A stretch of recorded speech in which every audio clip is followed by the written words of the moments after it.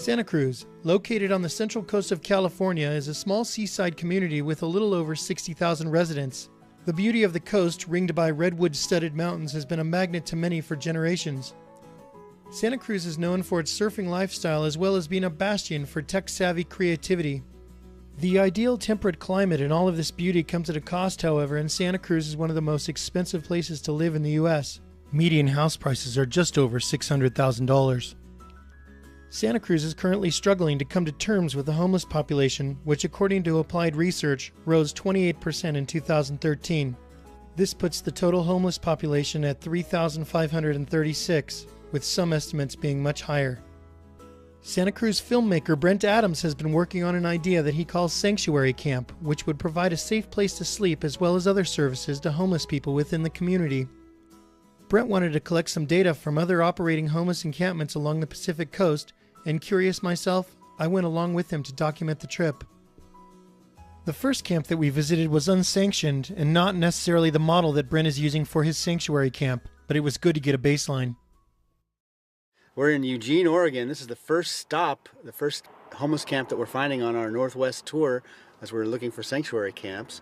It looks like a temporary homeless camp, about 30 to 50 tents across the street, a kitchen, 2 porta potties, all on a very busy street, a highway on-ramp, up against a large concrete cinder block building. Looks like a good location, probably very loud with traffic though. Brent went in to talk to some of the camp residents while I took a comprehensive tour with Whoville resident Karen. My personal name is Karen Taronas, and I came to be a part of Whoville because I'm homeless and I felt drawn here. And I really love the concept because it's community-based, you know, and it's really also helping to re-educate people and reacclimate them to living in society. So here we are, what's lovingly called Whoville Number 9 Revisited. They keep citing us, or they were, for a couple of months, and so far they've let us stay here about 2 months, though they did put 2 camping prohibited signs up on the walls, one there and one over there. We try to keep the walkways clear as much as possible. There are too many people here. 20 to 30 would probably be much more ideal, but we can't exactly turn people away. So that's kind of the main entrance. We're a little haphazard, and then we have our paths going around this way. Think about disabled. We have 2 people in wheelchairs, a lot of people who have a hard time walking.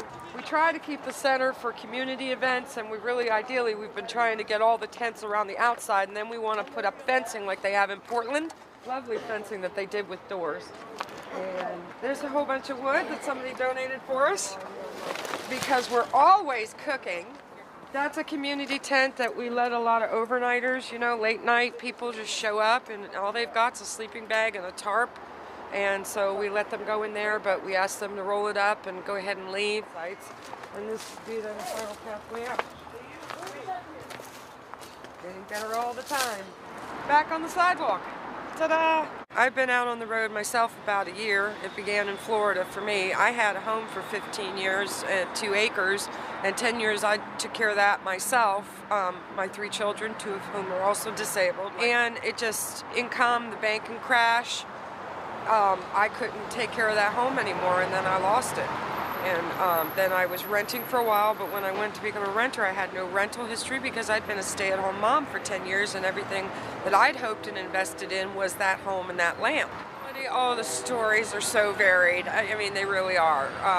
The commonality is that we are unhoused. It didn't mean we became unhuman. And somehow they forget that. I want people to know there's a Heavenly Father that loves them, and He didn't choose this for them. But He will walk through it with us, and He will help us shine. Brent continued touring Whoville and talking to more of its residents, including a young pregnant woman who said that Whoville was the only place where she felt safe. She succumbed to the high cost of medical treatment after getting hit by a car and suffered life-threatening physical injuries. Unable to pay the bills, she became homeless. I walked to all of the surrounding businesses to see how the camp had affected them. There were no major complaints, and many businesses said they actually saw an increase in revenue. The owner of the small Mexican restaurant directly next door said the business boomed when they had their taco special for only a couple of dollars. One woman that worked at the convenience store said that a couple of camp residents even walked her home each night for safety. We found the unsanctioned camp to be interesting, but we were curious to visit the Opportunity Village to see how a sanctioned and funded camp is run. Opportunity Village is the brainchild of 26-year-old Andrew Heben, who did his master's thesis on organized tent cities. Background checks for residents are mandatory, as is following the rules. No drinking, no drugs, and no violence. To be on the grounds, you have to sign in and be escorted by a resident at all times. My name is Catherine Griffith. I actually got married here on Halloween. I am on the council. I'm also the head of the admin committee, computer lab, and probably something I'm missing.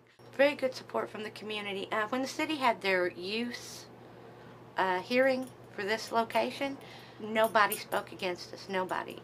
The arbitrator, he said he'd never seen that happen at any hearing he'd been to before, that nobody spoke against it.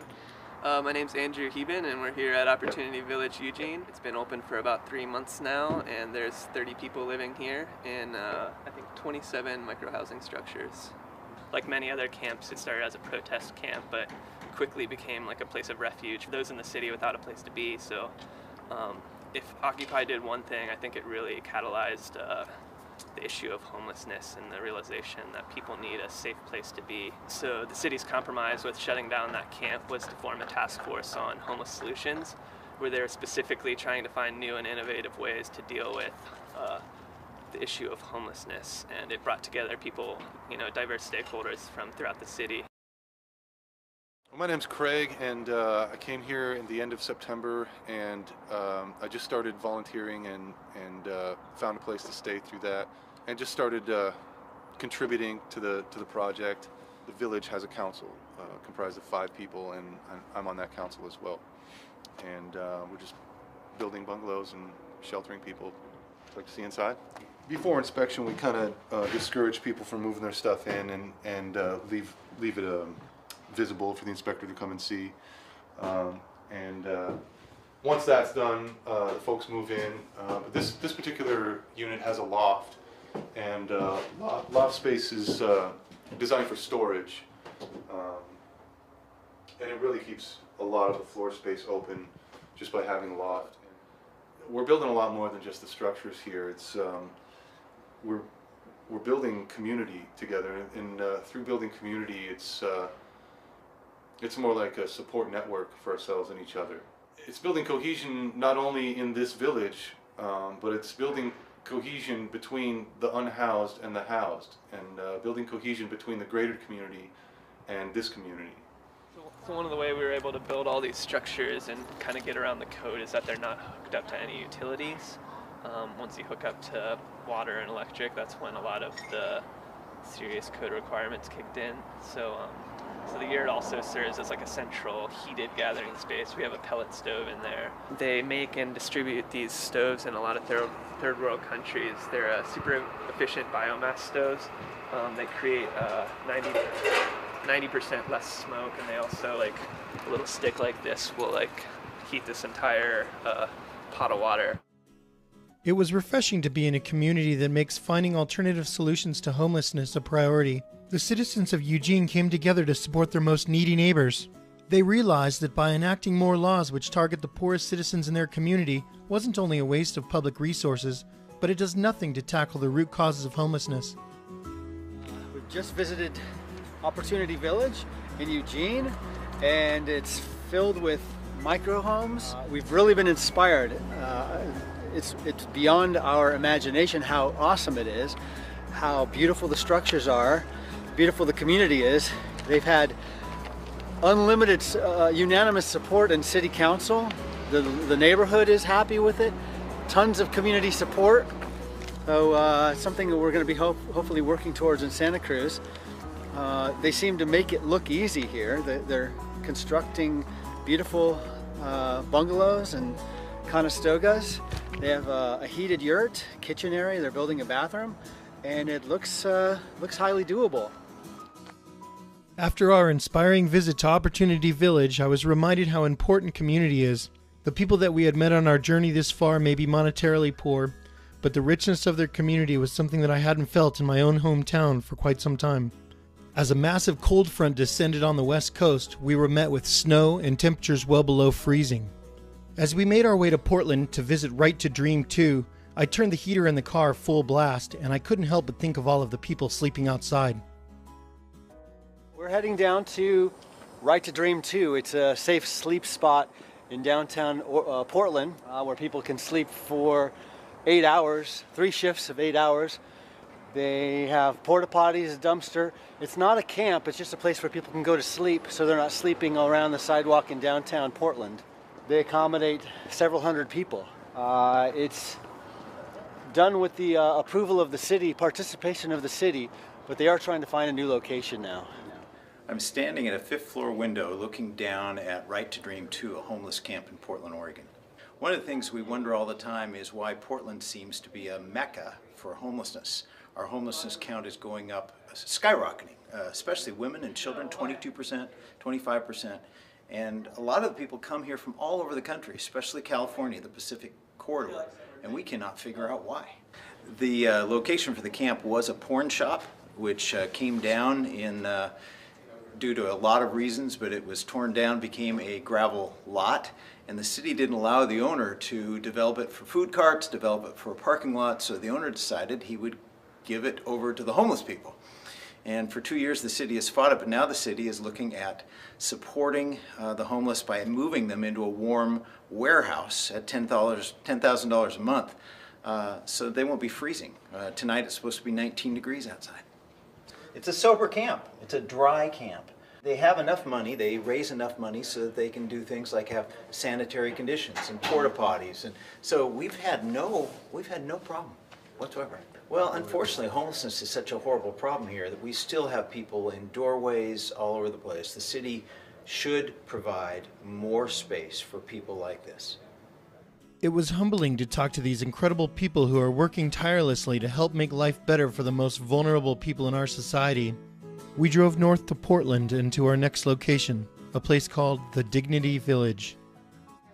Well, I'm Scott, and we're here at Dignity Village. Dignity Village is a place to come and help you get back on your feet. We've been here 13 years, into our 14th year, and I would assume thousands of people come through here in 13 years to get back on their feet. Some go back to the street, but most people go to housing. So that's what we consider that success. So we have micro businesses. People come in and buy wood. They come in and buy stuff that we get for donations at our yard sale. We take recycling back. We're trying to sell stuff out of our garden. There's several different ways that we try to make money. We pay all of our electric, water, sewer, garbage, and all that type of thing by donations and by stuff that we sell. This greenhouse, a gentleman got a grant to build a greenhouse. Da Vinci Art School came and they helped us build it, and they painted the windows, and a villager painted the greenhouse. Right now, residents, we have just right around 58 to 60, but we are keeping 6 to 8 extra in our warming shelter right now. So we have almost 70. For people like us in their late 40s, early 50s, have a hard time getting a job because all the young people come in, I mean, they're getting the jobs, and we're old enough to where we're looked at quite as favorable as a younger person. So it's hard to get a job at this age bracket. Local artists will come in and see an empty wall and want to do a mural, and so we'll paint it. It helps brighten up the village. It's kind of neat. It gives things to talk about. That's representations of the cave walls in Europe. We have a dragon over here in the corner, our forest scene. We have Noah's Ark is up here around the corner. We have 5 basic rules. 1 and 2 will get you 86 immediately. That's no theft and no violence, period. Any at all is done in the village, you're automatically out, and by the time you come back, you'll have 72 hours to leave. That's all. You get no second chances on that. Number 3 is no drugs or alcohol. We don't allow it in the village. That doesn't mean that you can't go have a beer or something and come home, but then you're not encouraged to hang around. Because number 4 is no constant disruptive behavior. We don't like a lot of people out voicing their opinions and yelling and screaming on the tarmac, because it takes away from trying to do what you're supposed to do. So that's number 4. And number 5 is everyone must contribute 10 hours of community service back to the village. That's how the house repairs get done. That's how the village gets cleaned up, picked up, the garbage emptied, our commons cleaned. Everyone does security. So everybody does hours in the village. That's how we pay our rent. Temperatures continued to drop into the single digits, and snow fell heavily at times as we left Dignity Village to head north. Giving people who are homeless a secure sense of place can help them heal from the spiral that led to their situation. Camps and microvillages seem to bridge a necessary gap between sleeping in the streets and permanent housing. Here we are at Olympia, Washington at the Westminster Presbyterian Church. On the grounds they have what's called Camp Quixote. It's a nice model because they have a fence around it with one entrance portal, one entrance gate. They've got the porta potties and the recycling and garbage out front. And it's a housing community right across the street. And it looks like it's a good neighbor. Probably a model that Santa Cruz would like to duplicate. Hi, I'm Becky. I go by Scully. Welcome to Camp Quixote. In each one of these tents homes 3 people. They've got walls up to kind of give you privacy. Not great for insulation, so a lot of us have blankets hanging up. Robert? Yeah. Is it cool if we come in and see inside? Yeah. You guys want to come in? All right, here we go. On in there.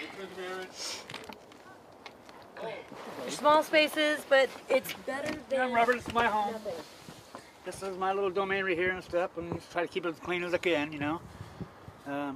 I'm a diehard Seahawk fan. I've been homeless twice in my life. I've lived in tents, and lived in the rain, the shine, the snow, sleet, everything like that.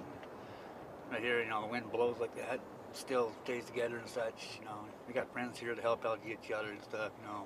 We all cook for each other, stuff like that. Basically, it's better than living on the streets. You know, just the tarps kind of covering for rain or whatnot. There's different entrances into each of the houses. Some have doors, other ones are just a zipper up. This is our dishwashing station. Mm-hmm. Yeah. But because of the cold weather, we have to keep the water running so it doesn't freeze, because it is getting below freezing out here. So yeah, it's just kind of everybody's got their own little area. Not much for storage. I mean, we don't have storage areas. This is our last and final room, and we're gonna have to duck to get under. It is the only actual tent still here. And that's my room, because I was the last resident here. But here we have an actual tent, tarped and plasticed in to keep some heat in. Very small quarters. And normally we'd have the tarp up higher, but it's temporary. We're moving to our new spot soon, so I can't wait to get in there. I'm Erin, and this is Olympia, Washington, homeless camp. Quixote resident Erin nervously led us to her home. Living on the streets is a dangerous place, especially for women. Nearly all of the female residents in the camps that we had visited this far told us that it was the only place where they felt safe. It's good as a stepping stone. Like, we're not on the streets, and I'm on a housing waiting list, and instead of just on the streets. And it's really safe here. You have camp desk person, watchman, all 24/7. So yeah, I can't wait to get out of here. It's nice, you know, you got heat power, but it's like a tent. My name's Julie Montgomery, and my title is Resident Advocate.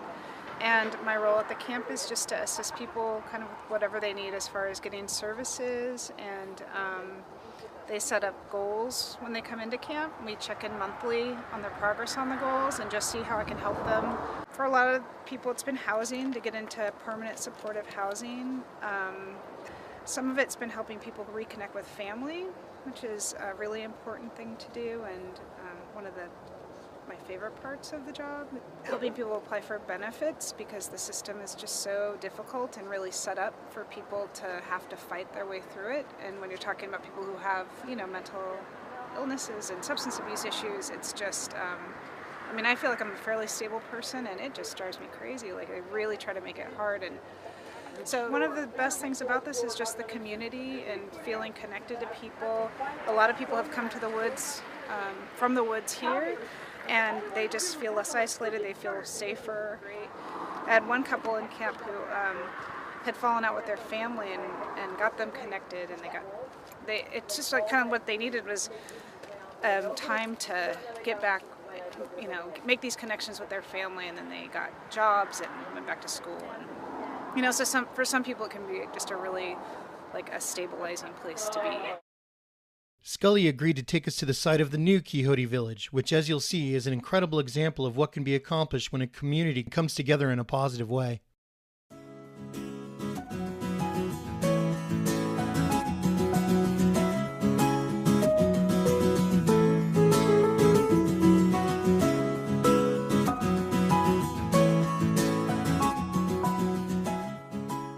Today's the only day that I haven't been out here to paint, but I've been out here painting every day since we've been allowed to. And it's so fun. It's just awesome. So this is one of the ones that is fully painted and almost ready for the bedding. And this is also where we store all our paint.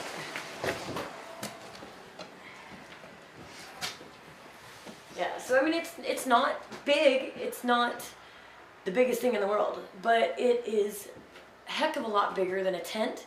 You get the walls, you get your windows that open and shut.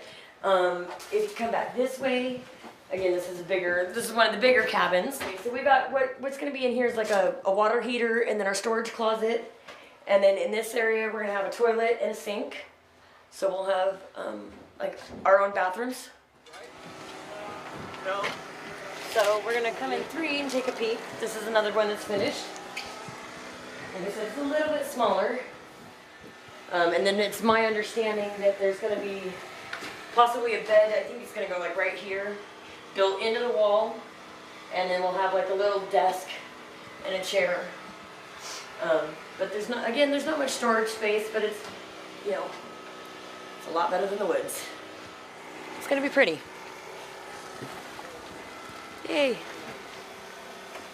My name's Steve, and I go to the Unitarian Church, and I was asked by one of the board members who's coordinating this thing to take over managing the painting because we have a strict time schedule, trying to get them all done by the 14th. Our church is very involved in the community and has been involved in Camp Quixote for years. And so when there's a permanent village, it's like, wow, how cool is that? Nobody should be homeless, and it's 20 degrees outside. So, I mean, this is a nice spot. Every little dot on the map has homeless people. It's just a sign of the times. And some people, it's really through no fault of their own. I know people have lost their homes because of the financial crunch in 08, you know? I mean, they just, bad investing, bad information from people, yeah, those types of things. So, how do you get somebody to embrace the fact that there's homeless? I don't know. I don't know how you do that. But, you know, people ought to get off their you know, ivory towers and say, hey, you know, I've got it pretty good, but some people don't, and why not, you know, lend a hand to somebody who doesn't have what you have. I mean, it seems like a pretty noble effort. We left the Quixote Village just as the temperature was dropping to well below freezing. Listening to all the varied stories of how people became homeless was emotionally draining. Medical issues, substance abuse, and financial troubles spawned by the recession all topped the list. The tales of homelessness made me realize just how precarious our lifestyles really are. We headed north to Seattle to visit the itinerant camp called Tent City 3. Tent City 3 is privately funded and houses about 100 people for only $3,800 per month. It is currently located at a church in the middle of an upper-class neighborhood, and the stories of generosity from local residents were incredible. One neighbor even roasted a truckload of chickens and donated them to the camp for Thanksgiving. Our tour guide Tom was a little camera shy, but the other residents talked him into giving us the tour. We thought he did great. We have a donations tent. People donate stuff. We got women's side and men's toiletries. Pretty groovy. These are all single people tents. Looks really cool in the morning. They're all frosted over. Yeah, Thanksgiving was crazy. When we first show up, we have a community meeting. We like put a little flyer on each house and invite everybody. One of them actually wanted us to stay a month longer. We met some great people on our journey, and though not a perfect solution, these various camps at least provide the basic infrastructure needed for survival. Human waste is properly dealt with, and garbage cans ensure that refuse is kept out of the wildlands where homeless encampments often spring up. Addiction and mental health services can be utilized more easily, and a whole community of peer support is close at hand. There are hundreds of reports documenting homeless use of emergency rooms to merely get warm or have a meal. Clearly, this is the wrong venue and highlights a systemic failure. I can imagine that where these camps are located, both the emergency medical system and law enforcement would be less taxed. On our way back south to Santa Cruz, we decided to visit the very first camp that we toured on our trip and see how the residents were coping with the extreme weather that they'd been experiencing for the past week. They had built a warming tent in the middle of the camp, and many residents were huddled inside when we arrived. It was 9 degrees in Eugene that night.